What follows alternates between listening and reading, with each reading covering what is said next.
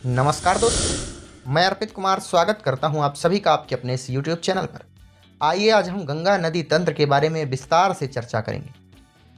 इसके उद्गम के बारे में बात करेंगे, इसके प्रवाह क्षेत्र के बारे में बात करेंगे, मुख्य सहायक नदियों के बारे में बात करेंगे जैसे भागीरथी, अलकनंदा, यमुना, सोन, दामोदर, गोमती, घाघरा, गंडक, कोशी, महानंदा, सभी के बारे में डिटेल से अपन बात करेंगे। फिर इसके बाद बेसिन कैसा है, महत्व क्या है, सभी चीज़ें अपन देखेंगे। तो अब देखते हैं गंगा नदी की उत्पत्ति के बारे में। गंगा नदी भारतीय उपमहाद्वीप की एक प्रमुख नदी है जो हिमालयी पहाड़ों से निकलती है। इसकी लंबाई टोटल 2225 किलोमीटर है। यह एक विशाल मैदान में घूमते हुए बंगाल की खाड़ी में गिरती है। यह अपने लंबे प्रवाह के दौरान 5 राज्यों में बहती है। वह राज्य हैं उत्तराखंड, उत्तर प्रदेश, बिहार, झारखंड और पश्चिम बंगाल। कौन कौन से? पश्चिम बंगाल, झारखंड, बिहार, उत्तर प्रदेश और उत्तराखंड।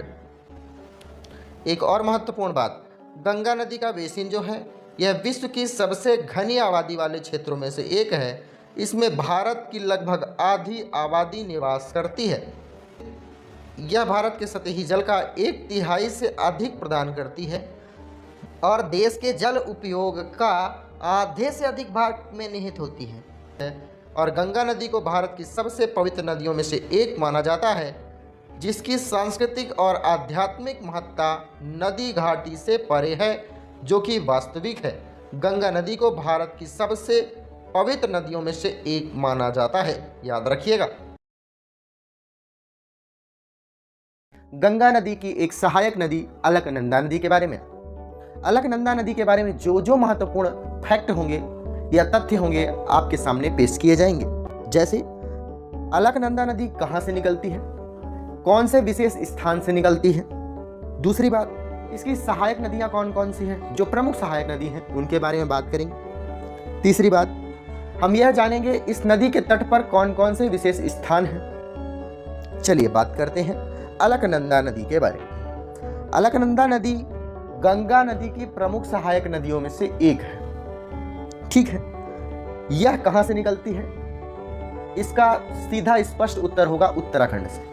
अब अगर आपसे पूछा जाए उत्तराखंड के किस स्थान से, तो सतोपंथ एक झील है, साथ में भागीरथ ग्लेशियर है, यहां से यह निकलती है। अगर हम बात करें सतोपंथ झील की, तो यह एक त्रिकोणीय झील है जिसका नाम हिंदू त्रिदेव भगवान, हिंदुओं में त्रिदेव भगवान किसे कहा जाता है? ब्रह्मा, विष्णु और महेश।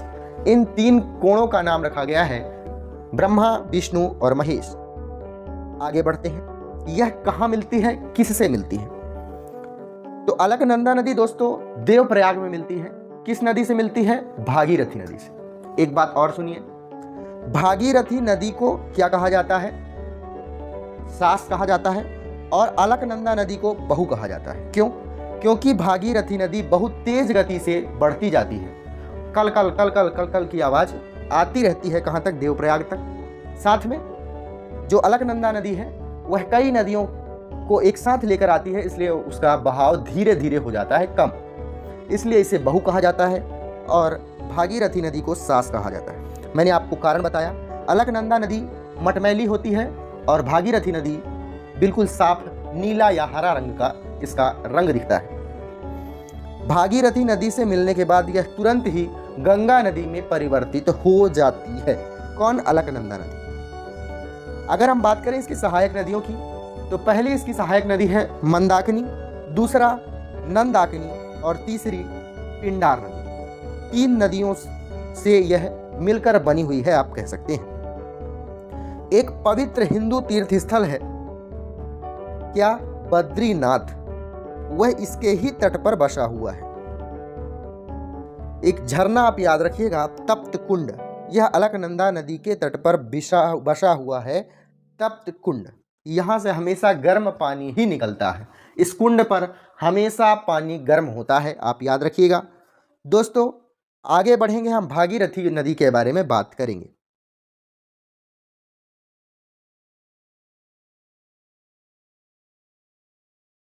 ऋषिगंगा नदी, यह नदी कहाँ से निकलती है? इसका उत्तर होगा उत्तरी नंदा देवी ग्लेशियर से निकलती है। कौन सी? ऋषिगंगा नदी। साथ में यह दक्षिणी नंदा देवी ग्लेशियर से भी पोषित होती है। ऋषिगंगा नदी को कहाँ कहाँ से मुख्य रूप से पानी मिलता है? याद रखिएगा, उत्तरी नंदा देवी ग्लेशियर और दक्षिणी नंदा देवी ग्लेशियर से। ऋषिगंगा नदी के तट पर ही नंदा देवी राष्ट्रीय उद्यान भी स्थित है। यह किस नदी से मिलती है? ऋषिगंगा नदी किस नदी से मिलती है? धौलीगंगा से मिलती है। कहाँ? रैनी नामक गांव के पास। क्या क्या याद रखना है? कहाँ से निकलती है?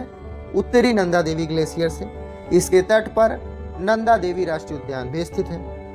किससे मिलती है? धौलीगंगा नदी से। कहाँ पर मिलती है? रैनी गांव के पास। हम बात करते हैं अब धौलीगंगा नदी की ही। धौलीगंगा नदी कहाँ से निकलती है? इस प्रश्न का सही उत्तर होगा वसुंधरा ताल से। यह कहाँ स्थित है? उत्तराखंड में स्थित है।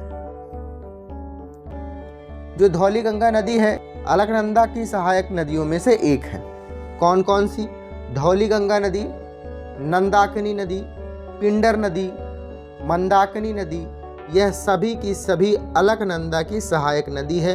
एक तरफ से अलकनंदा, दूसरी तरफ से भागीरथी आके जब मिलती है देवप्रयाग पर, तो जब मिलने के बाद जो नदी निर्माण होती है उसी का नाम है गंगा। धौलीगंगा नदी विष्णुप्रयाग में अलकनंदा से विलीन हो जाती है।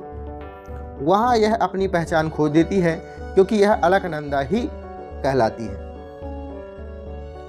अलकनंदा नंदप्रयाग, कर्णप्रयाग से होते हुए दक्षिण पश्चिम की ओर बहती है जब तक यह मंदाकिनी नदी से नहीं मिल जाती।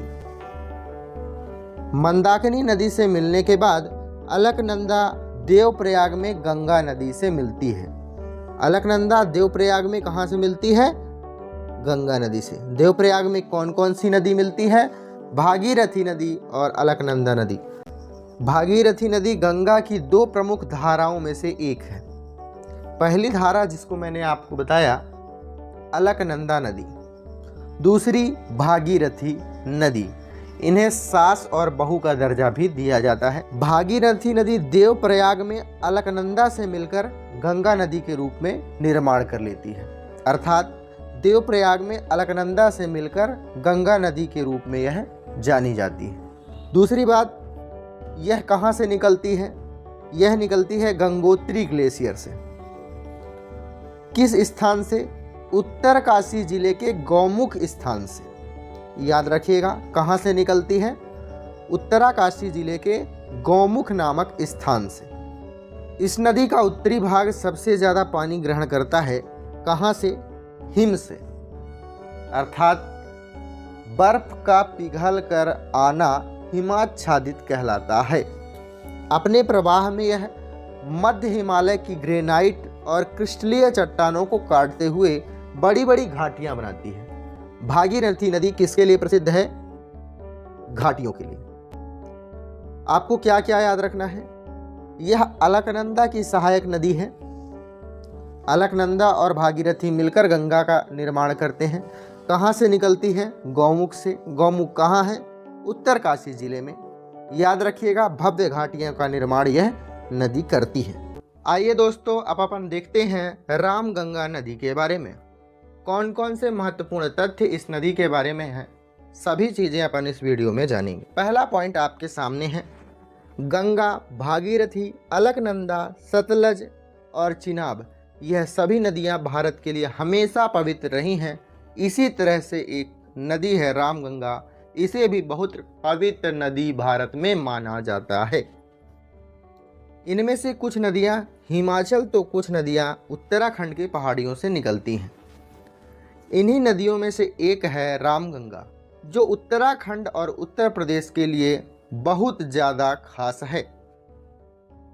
आइए बात करते हैं इसके उद्गम स्थल के बारे में। रामगंगा नदी भारत की प्रमुख पवित्र नदियों में से एक है। यह उत्तराखंड और उत्तर प्रदेश राज्य में बहने वाली एक प्रमुख नदी है, जैसा कि मैंने आपको पहले भी बताया। यह नदी गंगा की उपनदी है, अर्थात सहायक नदी है। रामगंगा नदी उत्तराखंड के हिमालय पर्वत की श्रृंखलाओं में एक कुमायूं नामक स्थान है। यह कहाँ पड़ता है? अल्मोड़ा जिले में। कौन से स्थान पर? दूनागिरी स्थान से यह निकलती है। आपको बता दें रामगंगा नदी, इसकी टोटल लंबाई 596 किलोमीटर है। कितनी? 596। याद रखिएगा कहाँ से निकलती है? दूनागिरी। किस पर्वत श्रृंखला? कुमायूं पर्वत श्रृंखला। कितनी लंबाई? 596 किलोमीटर। इसे वाल्मीकि रामायण में उत्तररंगा कहा गया है। इसके अलावा स्कंद पुराण में रथवाहिनी कहा गया। मुस्लिम साहित्य में इसे राहिब का नाम दिया गया। याद रखिएगा, वाल्मीकि रामायण में इन्हें उत्तरंगा कहा गया, स्कंद पुराण में रथवाहिनी कहा गया, मुस्लिम एक जो साहित्य है उसमें इसे राहिब कहा गया। रामगंगा नदी से एक बात और याद रखिएगा, रामगंगा नदी कन्नौज के पास गंगा से मिलती है, जिसके किनारे बरेली शहर बसा हुआ है। कौन सा शहर? बरेली शहर। रामगंगा नदी के किनारे भारत का एक प्रसिद्ध नेशनल पार्क जिम कॉर्बेट राष्ट्रीय उद्यान है। इस नदी के किनारे हमें क्या मिलता है? बंगाल टाइगर देखने को मिलता है, हमेशा मौजूद होता है। यह बहुत बड़ा राष्ट्रीय उद्यान है, लेकिन यह किसके लिए प्रसिद्ध है? जिम कॉर्बेट राष्ट्रीय उद्यान बंगाल टाइगर के लिए। याद रखना है, काफ़ी बार प्रतियोगी परीक्षाओं में पूछा जाता है कि जिम कॉर्बेट राष्ट्रीय उद्यान में सबसे ज़्यादा क्या पाया जाता है, क्यों प्रसिद्ध है? याद रखिएगा, बंगाल टाइगर के लिए। आइए दोस्तों, अब अपन देखते हैं गोमती नदी के बारे में। इससे पहले हमने रामगंगा नदी को कवर किया है। रामगंगा नदी कन्नौज के पास गंगा से मिलती है, इसके किनारे बरेली शहर बसा हुआ था। गोमती नदी के बारे में बात करते हैं। यह उत्तर प्रदेश के पीलीभीत से निकलती है। प्रमुख रूप से फुलहर झील से इसे उद्गम माना जाता है। यह गंगा से कब मिलती है? गाजीपुर में यह गंगा से मिलती है। गाजीपुर में यह गंगा से मिलती है तब एक स्थान पर, अर्थात इसके संगम पर मार्कंडेय महादेव मंदिर स्थित है। याद रखिएगा, यह काफ़ी ज़्यादा प्रसिद्ध मंदिर है। प्रमुख सहायक नदी है, कौन सी नदी है? सई नदी। यह कहाँ पर मिलती है? जौनपुर में। गाजीपुर में यह गंगा से मिलती है, उसे से पहले जौनपुर में गोमती नदी से मिलती है सई नदी। गोमती नदी के बारे में बात करें तो इसके किनारे शहर बसा हुआ है, प्रमुख रूप से लखनऊ, लखीमपुर खीरी, सुल्तानगंज और जौनपुर। जौनपुर में क्या मिलती है? कौन सी नदी मिलती है गोमती से? सई नदी। और जो ये है गाजीपुर, गाजीपुर में यह गोमती नदी मिल जाती है गंगा नदी से। याद रखिएगा, काफ़ी बार आपकी प्रतियोगी परीक्षाओं में पूछा जाता है। आइए दोस्तों, देखते हैं घाघरा नदी के बारे में। जानेंगे यह नदी कहाँ से निकलती है, कहाँ बहती है, किसकी सहायक नदी है और इसकी सहायक नदी कौन कौन सी है। यह नदी ग्लेशियर से निकलती है। मानसरोवर झील के पास तिब्बती पठार से निकलने वाली एक नदी है। यह 12मासी नदी है। माना जाता है यह माप चाचुंगो ग्लेशियर से निकलती है। इसके दो और नाम हैं। घाघरा नदी के अलावा इसे करनाली या फिर कोरियाल नदी के नाम से भी यह जानी जाती है। यह नदी नेपाल के हिमालय से होकर गुजरती है। भारत में यह ब्रह्म घाट पर शारदा नदी को अपने ऊपर मिलाती है, अर्थात शारदा इसकी सहायक नदियों में से एक है।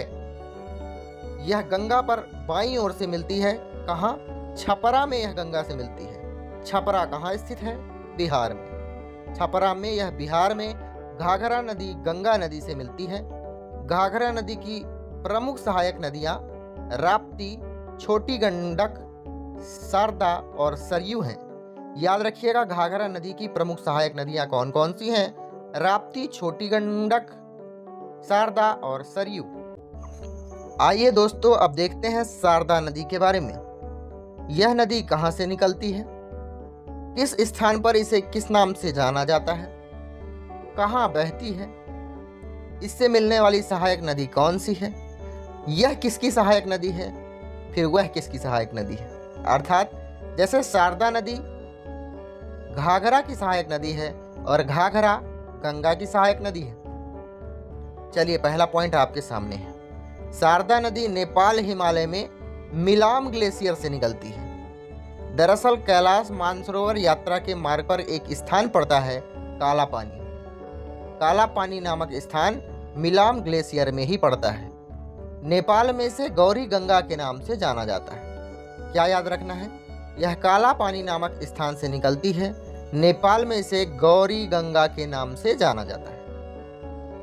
नेपाल के बाद यह उत्तराखंड में आती है।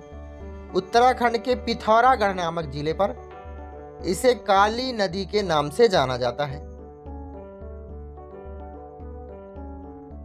तीसरा पॉइंट आपके सामने है। यह नदी हिमालय के ऊपरी क्षेत्र में गहरी घाटी से होकर गुजरती है, जिसे गार्ज सेक्शन भी कहा जाता है। नदियों के बीच में एक घाटी, अर्थात जब नदी चलती रहती है तो एक घाटी का निर्माण हो जाता है। शारदा नदी उसी से बहती है। शारदा नदी की एक सहायक नदी है प्रमुख रूप से महाकाली। महाकाली नदी भारत के मैदानी इलाकों में उतरने के बाद शारदा नदी से मिलती है। शारदा नदी घाघरा की सहायक नदी है और घाघरा नदी गंगा की सहायक नदी है। याद रखिएगा। सरयू नदी भी गंगा की एक सहायक नदियों में से एक है। ध्यान से सुनिएगा। सरयू नदी शारदा की सहायक नदी है और शारदा घाघरा की सहायक नदी है। घाघरा गंगा की सहायक नदी है। सरयू नदी काफ़ी ज़्यादा महत्वपूर्ण है। रामायण काल में भी इसके बारे में वर्णन हुआ है। सभी के बारे में डिटेल से अपन बात करेंगे। अगर बात की जाए कि सरयू नदी किन किन राज्यों में बहती है, याद रखिएगा उत्तर प्रदेश, उत्तराखंड, साथ में यह बिहार में भी बहती है। यह शारदा की सहायक नदी है। शारदा में यह बाईं ओर से जाकर मिलती है। अगला पॉइंट आप देखिएगा, यह उत्पन्न कहां से होती है। यह उत्तराखंड के बागेश्वर जिले में एक नंदाकोट पर्वत है, उसके दक्षिण में स्थित एक शिखर से उत्पन्न होती है। अर्थात यह निकलती कहां से है? नंदाकोट पर्वत उत्तराखंड से।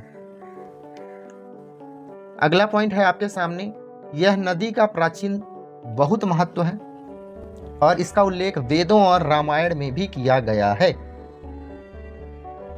सरयू नदी, जिसे घाघरा नदी के नाम से भी अपन जानते हैं क्योंकि यह इसकी सहायक नदी है। सरयू शारदा से मिल रही है, शारदा घाघरा से मिल रही है, घाघरा गंगा से मिल रही है। यह बात आप याद रखिएगा। भारत की एक महत्वपूर्ण नदी है जो उत्तराखंड से शुरू होकर उत्तर प्रदेश और बिहार में बहती है, जैसा कि मैंने आपको बताया ही है। आगे आप ध्यान से सुनिएगा। यह नदी हिंदू धर्म में पवित्र मानी जाती है, खासकर अयोध्या शहर के पास, जहां भगवान श्री राम जी की जन्मस्थली है। अयोध्या में श्री राम जी ने जन्म लिया था। अयोध्या इस नदी के किनारे बसा हुआ है, सरयू नदी के। अगर वेदों की माने अपन तो सरयू नदी की उत्पत्ति विष्णु के नेत्रों से प्रकट हुई है। पौराणिक कथा के अनुसार सरयू नदी भगवान विष्णु के नेत्रों से प्रकट हुई है।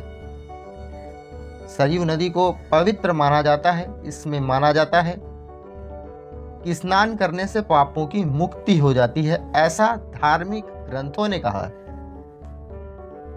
है। एक ऐसी नदी जिसे गोरखपुर का शोक कहा जाता है, जिसका नाम है राप्ती नदी।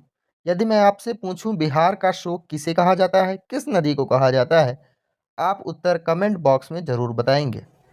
चलिए अपन बात करते हैं राप्ती नदी के बारे में। अगर इसकी उत्पत्ति के बारे में बात करें तो कहाँ से निकलती है? पश्चिम में धौलागिरी हिमालय और दक्षिण में महाभारत रेंज, जो कि नेपाल में स्थित है, यहाँ से निकलती है। कहाँ कहाँ से? धौलागिरी हिमालय और महाभारत रेंज से।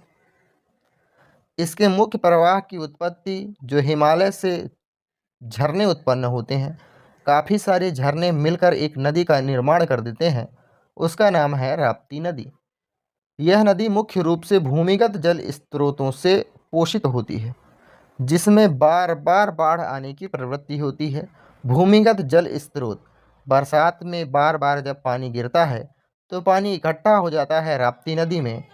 यह गोरखपुर में जाकर अपना पूरा बहाव इकट्ठा कर देता है, इसलिए इसे गोरखपुर का शोक कहा जाता है। आइए दोस्तों, अब देखते हैं दो नदियों के संगम से उत्पन्न होने वाली गंगा की प्रमुख सहायक नदी गंडक के बारे में। आपके पास प्रश्न होगा कि किन दो नदियों के संगम से गंडक नदी उत्पन्न होती है। उत्तर होना चाहिए काली और त्रिशूली नदियों के संगम से उत्पन्न होती है। यह संगम कहाँ होता है? महान हिमालयी पर्वत श्रृंखला में। ये महान हिमालयी पर्वत श्रृंखला कहाँ पाई गई है? नेपाल में। नेपाल से भारतीय सीमा के आने तक इस नदी का नाम रखा गया है नारायणी। नेपाल से भारतीय सीमा तक आने तक इसका नाम नारायणी नदी के नाम से इसे जाना जाता है। गंडक नदी गंगा में कहाँ मिलती है? सोनपुर नामक स्थान में यह गंगा से प्रवेश करती है। यह नदी भी आकार की घाटियाँ उत्पन्न करती हैं जो कटे हुए घुमावदार होते हैं। कटे हुए घुमावदार होने के कारण यह आकृति सीढ़ी नुमा पहाड़ियों की तरह दिखाई देती हैं। आइए देखते हैं कोसी नदी। यह 7 हिमालयी सहायक नदियों से उत्पन्न होती है। इसे बिहार का शोक कहा जाता है। यह दुनिया की सबसे ऊंची चोटी माउंट एवरेस्ट और कंचनजंगा से पानी ग्रहण करती है। जितने भी महत्वपूर्ण तथ्य होंगे कोसी नदी से सभी आपके सामने पेश किए गए हैं। पहला, कोसी नदी को 7 हिमालयी सहायक नदियों के कारण सप्तकोशी के नाम से जाना जाता है। यह एक पूर्ववर्ती सीमा पार नदी है, अर्थात नेपाल से भारत में आती है। तीसरी बात, यह गंगा की सबसे बड़ी सहायक नदियों में से एक है। यह कुर्सेला नामक स्थान पर गंगा से मिलती है। कुर्सेला कटिहार जिले के अंतर्गत आता है। कोसी नदी के जलग्रहण क्षेत्र में दुनिया की सबसे ऊंची चोटी अर्थात माउंट एवरेस्ट और कंचनजंगा भी शामिल होती है। इसकी अस्थिर प्रवृत्ति है। हालांकि यह नदी 12 मासी नदी है, लेकिन मानसून के समय पर यह भारी सिल्ट जमा करती है। इसके कारण बिहार में बाढ़ भी आ जाती है, अर्थात बिहार का शोक भी कहा जाता है कोसी नदी को, याद रखिएगा। आइए दोस्तों, देख लेते हैं पंचप्रयाग के बारे में। पंचप्रयाग गंगा नदी पर निर्मित है। दरअसल अलकनंदा गंगा नदी की एक प्रमुख सहायक नदियों में से एक है। अलकनंदा अलग अलग जगहों पर अलग अलग नदियों से मिलती है। हर स्थान को प्रयाग कहा गया है। जैसे देवप्रयाग में भागीरथी अलकनंदा से मिलती है। रुद्रप्रयाग में मंदाकिनी नदी अलकनंदा से मिलती है। नंदप्रयाग में नंदाकिनी नदी अलकनंदा से मिलती है। कर्णप्रयाग में पिंडार नदी अलकनंदा से मिलती है। विष्णुप्रयाग में धौली गंगा अलकनंदा से मिलती है। यह आपको याद रखने हैं। देवप्रयाग में कौन सी नदी किससे मिलती है, रुद्रप्रयाग में कौन किससे मिलती है, कर्णप्रयाग में कौन किससे मिलती है। काफ़ी बार प्रतियोगी परीक्षाओं में पूछे जाते हैं, इसलिए आप याद जरूर रखिएगा।